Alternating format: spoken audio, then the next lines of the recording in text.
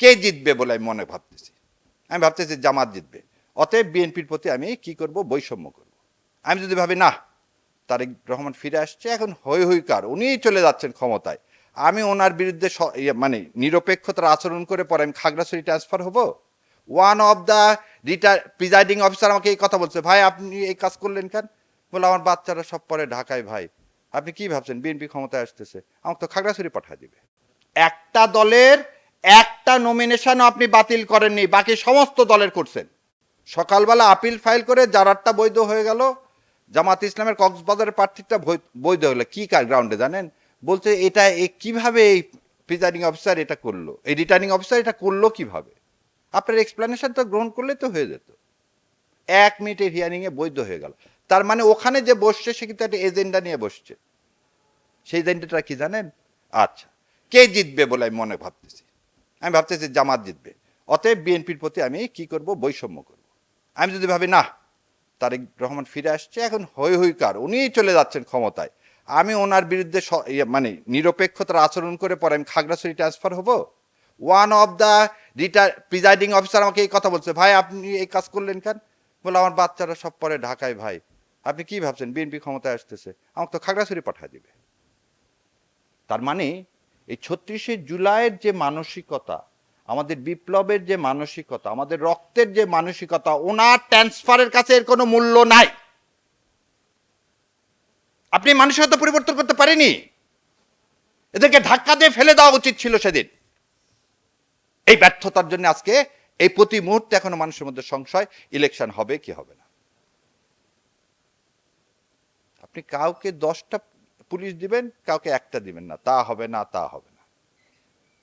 আর যদি এটা করেন তাহলে বোঝা যাচ্ছে আপনার নিয়ত কিন্তু পরিষ্কার না। আসেন, আর একটা জিনিস হচ্ছে, প্রিজাইডিং অফিসারের হাতে আছে নমিনেশন পেপার বাতিল। সারা দেশে মহা উৎসবের মতো পার্টিকুলার কিছু দলের, আর একটা দলের একজনেরও বাতিল করলেন না। কি মেসেজ পাওয়া গেল? একটা দলের একটা নমিনেশন আপনি বাতিল করেননি, বাকি সমস্ত দলের করছেন। কেন? আপনি রিটার্নিং অফিসারের একটুকুন সাহস হলো না বলার, আপনি 15 বছর পর দেশে আসলেন, আপনি ওখানে কি ইয়াতে ছিলেন? এক্সপ্লানেশন চাবেন না আপনি? এই জুডিশিয়াল সার্ভিস কমিশনে সভাপতি ছিল জাস্টিস এনায়েতুর রহিম, যে নিজেকে ডিক্লেয়ার করছিল শপথবদ্ধ রাজনীতিবিদ। তার কাছে সব জায়গায় সততা আছে, এক জায়গায় নাই, সেটা হচ্ছে আওয়ামী লীগের ব্যাপারে। তো তিনি যখন যাদেরকে ওই ভাইবা বলে জিজ্ঞাসা করত, যদি দেখছে টাকলুর উপরে কোনো কাপড় আছে, প্রথমেই বলতো, ও তুমি তো কারো এজেন্ডা নিয়ে আসছো। সে যতই বলুক না আল্লাহ বলছে সেজন্য। আর একটা জিনিস জিজ্ঞাসা করতো, তোমার পরিবারে কেউ মাদ্রাসায় পড়ে কিনা। সে তুমি ফার্স্ট হও আর সেকেন্ড হও। আমার জুনিয়র আছে, ও 3বার ফার্স্ট হয়েছে জুডিশিয়ারের পরীক্ষায়, তাকে নেওয়া হয়নি কেন? তার দাঁড়িয়ে আছে। সো এই জুডিশিয়ারিতে যারা আছে তাদেরকে নিয়ে এখন কি জন্য এই কথাটা বললাম দেখেন, গাজীপুরে আমি ধরে নেন একটা ম্যাজিস্ট্রেট, আমার কাছে একটা মেয়ে আসলো, একটা মেয়ে ইন্টারমিডিয়েটে পড়ে। প্রথম জিনিস আমি কি জিজ্ঞাসা করব কাগজপাতি দেখার আগে, ওর এনআইডি কোথায়? আয়োকে কি, আয় তো ওখানে আছে, আয়ো সাহেব এনআইডি কোথায়? এনআইডির নাম্বার লেখেননি তো আপনি এফআইআর এর মধ্যে। স্যার ওনার এনআইডি নাই। ও এনআইডি নাই, কেন এনআইডি নাই?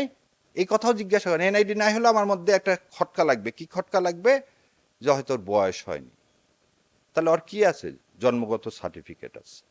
আর সে যেহেতু কলেজে পড়ে, তাহলে ম্যাট্রিক পাস করছে, সার্টিফিকেট কিন্তু কি লেখা থাকে? পাশের সার্টিফিকেট, তার ডেট অফ বার্থ লেখা থাকে। আপনি কিচ্ছু দেখলেন না, 17 বছরের মেয়ে সুরভিকে আপনি 21 বানায় দিল, আপনি অন্ধের মতো 2বার কি দিয়ে দিলেন? রিমান্ড দিয়ে দিলেন। এই ম্যাজিস্ট্রেটকে দিয়ে আপনি ভোট করবেন? এই ম্যাজিস্ট্রেটকে দিয়ে আপনি কি ভোট করবেন? পরিবর্তন কোথায় হলো? ওই ম্যাজিস্ট্রেটকে শোকজ করছেন? করেননি। ওই ম্যাজিস্ট্রেটকে কি ক্লোজ করছেন? করেননি। ওই আয়োকে কি আপনি কোনো পানিশমেন্ট দিয়ে সাসপেন্ড করছেন? করেননি আজ পর্যন্ত। তাহলে আপনি একটা জিনিস বলি, তফসিল ঘোষণার পরে কিন্তু সমস্ত কিছু আসবে নির্বাচন ইলেকশন কমিশনের হাতে। তাহলে ইলেকশন কমিশনার অ্যাপারেন্টলি তো দেখাতে হবে সে নিরপেক্ষভাবে একটা ইলেকশন করতে চায়। কোথায়? আসেন এবার আসেন দ্বিতীয়টায় আসেন, ইঞ্জিনিয়ারিং কি কিভাবে হয়। প্রথম ইঞ্জিনিয়ারিং হয় হচ্ছে আইনের মাধ্যমে। কিসের মাধ্যমে? আইনের মাধ্যমে। কিভাবে আইনের মাধ্যমে হয়? এটাকে বলা হয় যে এই যে নির্বাচনী এলাকা থাকে না, নির্বাচনী এলাকাতে কোন গ্রামের লোক কোন পার্টিকে বেশি ভোট দেয় এটা কিন্তু আমার জানা আছে। তা আমি দেখলাম যে পাশের গ্রামের 99% ভোট পড়ে হচ্ছে বিএনপির, আর এই পারে দুইটা গ্রাম আছে যাদের 99% ভোট পড়ে জামাতের। অথবা এক কাজ করে, এখান থেকে একটা গ্রাম কেটে ওই পাশেরটার সাথে জোড়া দিয়ে দিই, তাহলে কি হয়ে যাবে, এখানে আর 99% হবে না, এখানে তো 45% হয়ে গেল। এই ইলেকশন কমিশন এই কাজটাও করলো, গাজীপুরে করছে, ফরিদপুরে করছে, বাগেরহাটে করছে। হঠাৎ করে তুমি জুলাইয়ের ইয়াতে এসে কোনো রাজনৈতিক দলগুলোর সাথে না বসে তুমি এই ডিমার্কেটেড করলা কেন কনস্টিটিউয়েন্সি? তোমাকে কে বলছে এটা করতে? আরেকটা জিনিস বললে আমি কি ভয় পাচ্ছি না, আমি বলতেছি এইগুলো জিনিস আমাদেরকে ফেস করে, আমার ভাই যেটা বললো যে ডাকসু ডাকসু আর ন্যাশনাল ইলেকশনের মধ্যে কি পার্থক্য সেইগুলো একটা একটা করে দেখাচ্ছি। তাহলে আইনের মাধ্যমে আপনি এটা করলেন। আইনের মাধ্যমে আর একটা কি করা যায়, ভোটার রেজিস্ট্রেশন। আজকে ভোটার রেজিস্ট্রেশন নতুন করে ভোটার হালনাগাদ করা হয়েছে, খুব ভালো কথা। আপনি 1% কেন রাখলেন ইন্ডিপেন্ডেন্ট ভোটারের ক্ষেত্রে? 1% কেন রাখলেন? ভোট দেওয়াটা তো সাংবিধানিক অধিকার, সংবিধানে বলা আছে যে কেউ আপনি দাঁড়াতে পারবেন। এই 1% আসলো কোথায় থেকে? 1% আসলো, এই তুগলুকিটা আসলো এই 72 সালে শেখ সাহেবের করা। এই 72 এটা তো আমরা মানি না, এটা তো হাদির মৃত্যুর পর আমরা ছুঁড়ে ফেলে দিলাম। তুমি স্বৈরাচার ফ্যাসিবাদের যে ডকুমেন্ট তার আন্ডারে আমাকে আবার ভোট করতে বলতেছ? আমি এটাকে মেনে নিয়ে যাবো? তাহলে আমার হাতিকে অস্বীকার করো না? তো তুমি এক কলমের খোঁচায় 1% কি অমিট করতে পারতে না? না তুমি করোনি, কারণ তোর উদ্দেশ্য খারাপ। কি উদ্দেশ্য খারাপ? ওই জন্য বললাম। এবারে 76 জনকে ইন্ডিপেন্ডেন্ট ক্যান্ডিডেট তাদেরকে কি করালো, বাতিল করালো, এবং ইন্ডিপেন্ডেন্ট ক্যান্ডিডেট বলে দিয়ে বেশিরভাগই হচ্ছে বিএনপির।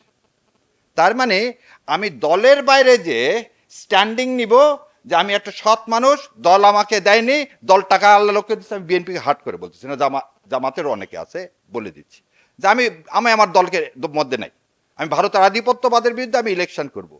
তাহলে আমাকে এই যে 1% নিয়ে আসতে হবে, মানে কি 1% এই লোকগুলো সবাই জেনে গেল এই লোকগুলো আমাকে ভোট দিবে। আমরা ভোট কি বলতেছি, গোপনে দিতে হয় না ব্যালট? তা আপনি প্রকাশ্যে যে ব্যালট হয়ে গেল 1%, তাহলে এই কেন করে দিলেন জানেন? ওই ভোটের 3 দিন আগে এদের বিরুদ্ধে সব আপনি কি করবেন, মামলা দিয়ে এগুলো সবগুলোকে জেলে ভরবেন, যেটা গত 53 বছরে হয়েছে। এই যে জেলে ভরার কথা বললাম, এটা হচ্ছে লিগাল। কি কিরকম? আপনি বললেন যার যার প্রতীকে তাকে তাকে ইলেকশন করতে হবে। আমি দেখছি আরে জোয়ার আসছে ধানের শীষ আর দাড়ি পাল্লার, আর আমার মার্কা রিক্সা তো জিতবে না, দেখ আমি আমার দলের সাথে, বড় দলের সাথে যোগ দিয়ে দিই। আপনি রাজনৈতিক চরিত্র হনন করলেন আইনের মাধ্যমে। বড় বোয়াল ছোট মাছগুলোকে গিলে ফেলে দিচ্ছে। এর নাম তো বহুদলীয় গণতন্ত্র না? তাহলে আইনের মাধ্যমে কি কি দেখালাম? 4টা ভাবে, এবং 4টায় এক্সিস্ট, 4টায় এক্সিস্ট। এই 4টাকে মোকাবেলা করে কিন্তু আমাকে এবারে ইলেকশন করতে হবে। এবার আসেন অ্যাডমিনিস্ট্রেশন। আগেই বলছি যে আমাদের যে এখন প্রশাসন, এই পুরা প্রশাসনটাই আওয়ামী লীগের, কারণ গত 18 মাসে এই সরকার কাউকে নিয়োগ দান করেনি, একমাত্র জুডিশিয়ারি ছাড়া। আমাদের জুডিশিয়ারি 80 জনের মতো জাজ নিয়োগ দেওয়া হয়েছে, আলহামদুলিল্লাহ। অন্য কোনো জায়গায় আপনি এটা দিলেন না। তার একটা প্রমাণ দেখান। আজকে জারারিয়াটা কি বৈধ হয়ে গেল? সকালবেলা আপিল ফাইল করে জারারটা বৈধ হয়ে গেল, জামাত ইসলামের কক্সবাজারের প্রার্থীটা বৈধ হলো। কি গ্রাউন্ডে জানেন? বলতে এটা কিভাবে এই প্রিজাইডিং অফিসার এটা করলো, এই রিটার্নিং অফিসার এটা করলো কিভাবে? আপনার এক্সপ্লেনেশন তো গ্রহণ করলে তো হয়ে যেত। 1 মিনিটের হিয়ারিং এ বৈধ হয়ে গেল। তার মানে ওখানে যে বসছে সে কিন্তু একটা এজেন্ডা নিয়ে বসছে। সেই এজেন্ডাটা কি জানেন? আচ্ছা, কে জিতবে বলে আমি মনে ভাবতেছি, আমি ভাবতেছি জামাত জিতবে, অতএব বিএনপির প্রতি আমি কি করব, বৈষম্য করব। আমি যদি ভাবি না তারেক রহমান ফিরে আসছে, এখন হই হই কার, উনিই চলে যাচ্ছেন ক্ষমতায়, আমি ওনার বিরুদ্ধে মানে নিরপেক্ষতার আচরণ করে পরে আমি খাগড়াছড়ি ট্রান্সফার হব। One of the presiding officer আমাকে এই কথা বলছে, ভাই আপনি এই কাজ করলেন কেন?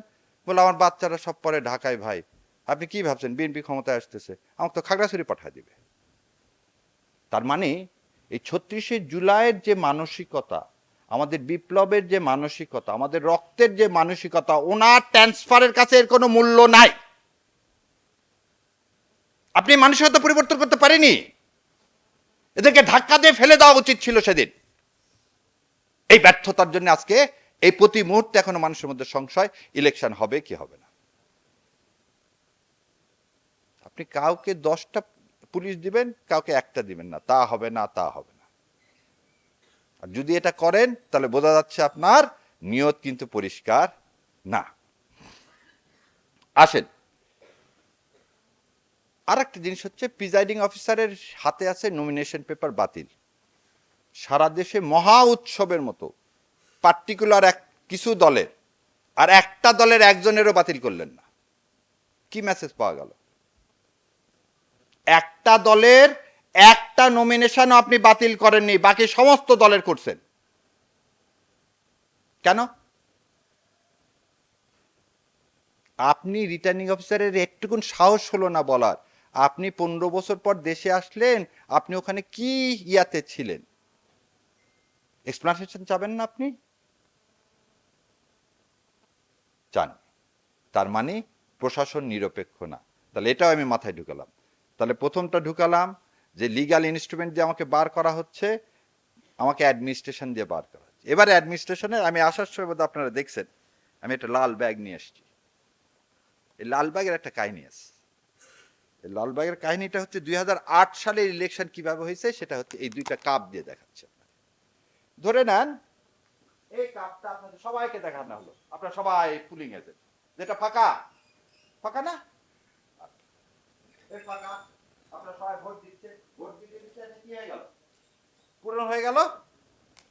এটা পূরণ হয়ে গেল তো। এখন এটা পূরণ হয়ে গেছে, ভোট হয়ে গেছে, আমি কি করবে এটা? সরি ভাই, উনি ধরেন প্রিজাইডিং অফিসার, ওনার রুমে জমা দিলাম, ওনার কাছ থেকে